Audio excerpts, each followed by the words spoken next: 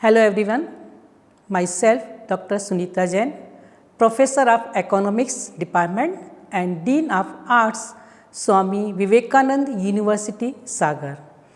आज मैं आपको बीए थर्ड ईयर के यूनिट 5 के इन्वायरमेंट इकोनॉमिक्स टॉपिक को एक्सप्लेन करने जा रही हूँ। हम बात करते हैं पर्यावरण अर्थशास्त्र की। What is the environment economics, अर्थात पर्यावरण अर्थशास्त्र क्या है। पर्यावरण अर्थशास्त्र का एक ऐसा क्षेत्र है जो पर्यावरण नीतियों के वित्तीय प्रभावों का अध्ययन करता है और पर्यावरण अर्थशास्त्री जो हैं वह इसका अध्ययन प्रस्तावित नीतियों के सैद्धांतिक प्रभावों को निर्धारित करने के लिए करते हैं। अर्थशास्त्र के इस क्षेत्र में पर्यावरण नीतियों को डिजाइन करने और प्रस्तावित नीतियों के प्रभावों और गुणों को विश्लेषण करने में हमें इससे बहुत मदद मिलती है। अब हम बात करते हैं पर्यावरण का अर्थ और परिभाषा, meaning and definition of environment. पर्यावरण शब्द की उत्पत्ति फ्रांसीसी शब्द एनिट्स से हुई है, जिसका अर्थ है घेरना। यह एबोटिक अर्थात शारीरिक या निर्जीव और बायोटिक अर्थात जीवित पर्यावरण दोनों को संदर्भित करता है। पर्यावरण शब्द का अर्थ परिवेश से भी होता है, जिसका मायना है कि जिसमें हम और आप सभी जीव जीवन यापन करते हैं, अर्थात जिसमें हम कह सकते हैं कि जीव रहते हैं। पर्यावरण और जीव प्रकृति के ये दो गतिशील और जटिल घटक हैं, अतः हम कह सकते हैं कि हमारा पर्यावरण ही है जो मानव सहित अन्य जीवों के जीवन को नियंत्रित करता है। मनुष्य अन्य जीवित प्राणियों की तुलना में पर्यावरण के साथ अधिक सख्ती से बातचीत करता है, अतः हम यह भी कह सकते हैं कि पर्यावरण उन सामग्रियों और ताकतों को संदर्भित करता है जो जीवित प्राणियों को घेरती हैं। अब हम बात करेंगे पारिस्थितिकी संतुलन या ecological balance. What is the ecological balance या पारिस्थितिकी संतुलन क्या होता है। जैसा कि हम जानते हैं कि भारतीय परंपरा के अनुसार प्रकृति और मानव जाति जीवन की आर्थिक प्रणाली का अभिन्न अंग होते हैं। इस आर्थिक प्रणाली में 5 तत्व वायु, जल, भूमि, वनस्पति और जीव जंतु आपस में परस्पर एक दूसरे के आश्रित रहते हैं। इन 5 तत्वों में से यदि किसी एक भी तत्व में असंतुलन होता है तो उसका इम्पैक्ट इन और तत्वों पर भी पड़ जाता है। अतः इनके बीच संतुलन को बनाए रखना ही पारिस्थितिकीय संतुलन पारिस्थितिकी संतुलन कहा जाता है, अर्थात इनके बीच संतुलन को बनाए रखना ही पारिस्थितिकी संतुलन कहा जाता है। अब बात करेंगे इकोनॉमिक इन्वायरमेंट अर्थात आर्थिक पर्यावरण। आर्थिक पर्यावरण को सामान्य रूप से 2 भागों में डिवाइड किया गया है। फर्स्ट पार्ट ऑफ द भौगोलिक एवं प्राकृतिक पर्यावरण, जिसको कहते हैं geographical and natural environment. Second part of the कृत्रिम एवं सामाजिक पर्यावरण, आर्टिफिशियल एंड सोशल इन्वायरमेंट।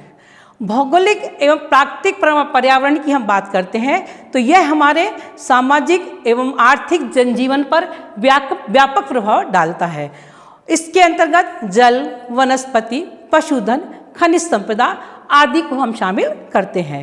कृत्रिम एवं सामाजिक वातावरण का आशय इससे है जहां हम सुखी और समृद्ध जीवन को व्यतीत करते हैं, अर्थात कृत्रिम एवं सामाजिक वातावरण का आशय हमारे सुखी एवं समृद्ध जीवन से होता है। इसलिए आर्थिक पर्यावरण में अर्थव्यवस्था की स्थिति, स्टेटस, आर्थिक नियम, मान्यताएं, असम्पशंस, आर्थिक विकास की दिशा, डायरेक्शन ऑफ इकोनॉमिक डेवलपमेंट को शामिल किया जाता है। चूंकि आर्थिक पर्यावरण मानव की आर्थिक क्रियाओं से संबंधित होता है, इसलिए इसमें मानव द्वारा जो भी धनोपार्जन किया जाता है उसे कुशलतापूर्वक व्यय करने से संबंधित जो भी क्रियाएं होती हैं उन सभी को इसमें शामिल किया जाता है। जैसे कि कृषि हुआ, उद्योग है, व्यापार है, वाणिज्य है, परिवहन है, संचार है, बैंकिंग है, बीमा है, सरकारी आय व्यय है आदि अन्य सभी वैधानिक गतिविधियां जो होती हैं उन सभी को इसमें शामिल किया जाता है। हमारे देश की आर्थिक समृद्धि एवं विकास आर्थिक पर्यावरण पर निर्भर करता है और यह आर्थिक पर्यावरण देश की प्रगति को संचालित करने में बहुत ही ज़्यादा सहायक होता है। यदि आर्थिक पर्यावरण अनुकूल ना होकर के प्रतिकूल होता है तो हमें गरीबी, बेरोजगारी, भुखमरी जैसी समस्याओं का सामना करना पड़ सकता है। जैसा कि आज के परिवेश में कोरोना वायरस के चलते हम इन सभी समस्याओं का सामना कर रहे हैं, जो किसी भी देश के विकास के लिए अवरुद्ध होता है। अतः यदि किसी देश का आर्थिक पर्यावरण सही और संतुलित होता है तो वह देश प्रगति एवं विकास के मार्ग पर आगे बढ़ता चला जाता है। अतः हम कह सकते हैं कि आर्थिक पर्यावरण की अनुकूलता देश के विकास को आगे ले जाने में एक अहम भूमिका का निर्वहन करती है। अब हम बात करते हैं पर्यावरण का महत्व, इम्पोर्टेंस ऑफ इन्वायरमेंट। पर्यावरण का हमारे जीवन में बहुत अधिक महत्व होता है। ये हरे भरे पेड़ पौधे हमारे जीवन का अभिन्न अंग होते हैं। प्रकृति के बिना मानव जीवन की कल्पना भी नहीं की जा सकती है। हमारे जो 5 तत्व हैं, जल, वायु, अग्नि, आकाश, थल, इन्हीं 5 तत्वों से मनुष्य का जीवन बना हुआ है और जीवन समाप्त होने पर हम और आप इन्हीं 5 तत्वों में विलीन हो जाते हैं।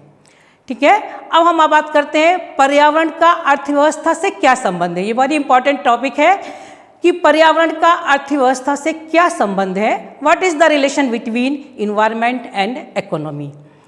पर्यावरण और अर्थव्यवस्था में घनिष्ठ संबंध होता है, क्योंकि पर्यावरण ही है जो आर्थिक क्रियाओं के लिए महत्वपूर्ण संसाधन उपलब्ध कराता है और इसी प्रकार अर्थव्यवस्था भी विभिन्न आर्थिक क्रियाओं के माध्यम से पर्यावरण को प्रभावित करती है।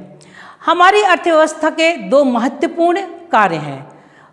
फर्स्ट है वस्तुओं का उत्पादन, प्रोडक्शन ऑफ गुड्स, और वस्तुओं का उपभोग, कंजम्पशन ऑफ गुड्स। हम फर्स्ट टॉपिक की बात करें, वस्तुओं का उत्पादन, प्रोडक्शन ऑफ गुड्स। जैसा कि हम जानते हैं कि हमारी अर्थव्यवस्था के 5 ऑर्गन्स होते हैं। जैसे कि आप मान लीजिए हम और आप हैं, हमारी 5 इंद्रियां होती हैं।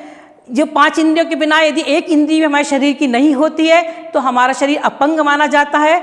इसी तरह से अर्थव्यवस्था के 5 ऑर्गन्स होते हैं, उत्पादन, प्रोडक्शन, उपभोग, कंजम्पशन, विनिमय, एक्सचेंज, वितरण, डिस्ट्रीब्यूशन और राजस्व, रिवेन्यू।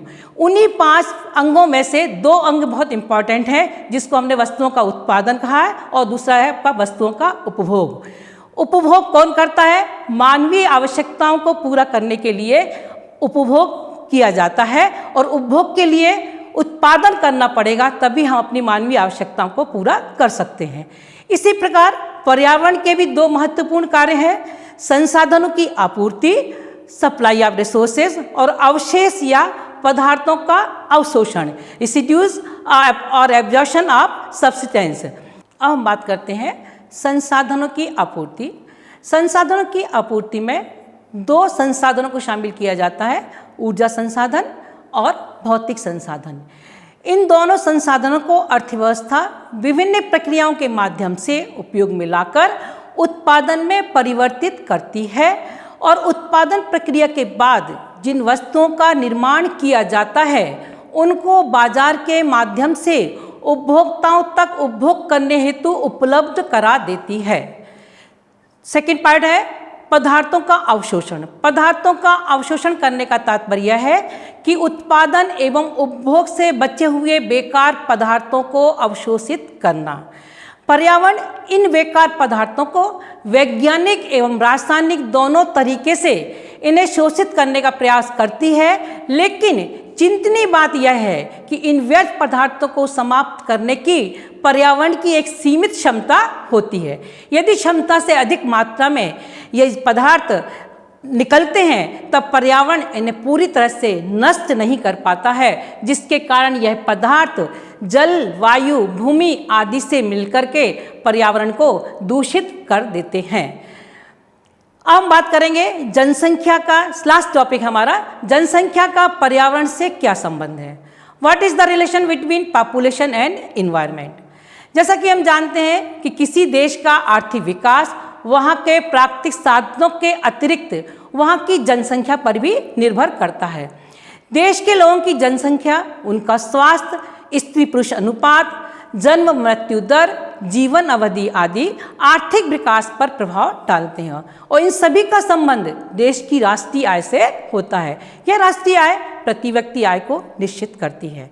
यदि किसी देश की आर्थिक उन्नति में वृद्धि होती है तो निश्चित ही वहाँ के निवासियों की आय में भी अधिक वृद्धि होती है और यदि आय की वृद्धि की तुलना में जनसंख्या में वृद्धि दर अधिक होती है तो आर्थिक विकास पर इसका अनुकूल प्रभाव न पड़ करके प्रतिकूल प्रभाव पड़ता है। अतः हम कह सकते हैं कि देश की आर्थिक उन्नति में रुकावट यदि आती है तो आती है जनसंख्या की वृद्धि से। यदि हम वर्तमान परिवेश की बात करें तो वर्तमान परिवेश में बढ़ती हुई जनसंख्या को अवरोधक के रूप में जाना जाता है। इसके निम्न कारण हैं: पूंजी निर्माण की निम्न दर, लो रेट ऑफ कैपिटल फॉर्मेशन। क्या है पूंजी निर्माण की निम्न दर? जैसा कि हम जानते हैं कि यदि हमारी राष्ट्रीय आय कम होती है तो प्रति व्यक्ति आय भी कम होती है। जब राष्ट्रीय आय कम होगी तो प्रति व्यक्ति आय कम होगी। जब प्रति व्यक्ति आय कम होती है तो बचत, सेविंग और इन्वेस्टमेंट भी कम होता है और जब इन्वेस्टमेंट कम होता है तो उत्पादन भी कम होता है, अर्थात कैपिटल फॉर्मेशन भी कम हो पाता है। उसको अपन बोलते हैं पूंजी निर्माण की निम्न दर। सेकेंड पार्ट आपका है पूंजी परक उत्पादन विधियों का न अपनाया जाना। मतलब क्या है, हमारे देश में, भारत जैसे देश में, क्योंकि भारत को अल्पविकसित देशों की श्रेणी में रखा जाता है, यहाँ पर श्रम प्रधान तकनीक का प्रयोग किया जाता है, न कि पूंजी प्रधान तकनीक का। इसलिए हम कहते हैं हमारे यहाँ पूंजी प्रधान उत्पादन विधियों का न अपनाया जाना भी हमारे इसके पिछड़ेपन का कारण है। नेक्स्ट है आपका खेती का पिछड़ा होना। आज भी हम खेती में आधुनिक टेक्नोलॉजी का प्रयोग ना करके पिछड़ी जो हमारी पुरानी मशीनों से हम जो प्रयोग करते आ रहे हैं उसी से आज भी हम प्रयोग कर रहे हैं। नेक्स्ट है आपका खाद्य समस्या, फूड प्रॉब्लम। फूड प्रॉब्लम एक बहुत बड़ी समस्या हमारे देश में है। आज भी लाखों करोड़ों टन अनाज हमारे यहाँ खुले में पड़ा रहता है और बारिश के कारण पूरा का पूरा अनाज नष्ट हो जाता है। मूल्य स्तर में वृद्धि, ये निश्चित है कि जनसंख्या में वृद्धि होती है तो वस्तुओं की उत्पादन की मात्रा कम हो जाती है, उस उत्पादन की मात्रा कम होने से मूल्य स्तर में भी वृद्धि हो जाती है। और लास्ट टॉपिक है आपका बेरोजगारी की समस्या। जनसंख्या में वृद्धि होने से हमारे पास में बेरोजगारी की एक घनिष्ठ समस्या, बहुत बड़ी समस्या हमारे सामने खड़ी हो जाती है। अतः कहा जा सकता है कि जब तक भारत में जनसंख्या वृद्धि पर नियंत्रण नहीं लगाया जाता है तब तक उसके आर्थिक विकास को सही रूप से नहीं देखा जा सकता है। अतः जनसंख्या पर नियंत्रण लगाए बिना किसी भी देश के आर्थिक विकास की कल्पना करना व्यर्थ होगा। इन्हीं शब्दों के साथ मैं अपनी वाणी को विराम देती हूँ। नेक्स्ट टाइम फिर नए टॉपिक को लेकर के आपके सामने प्रस्तुत होंगी। धन्यवाद। जय हिंद, जय भारत।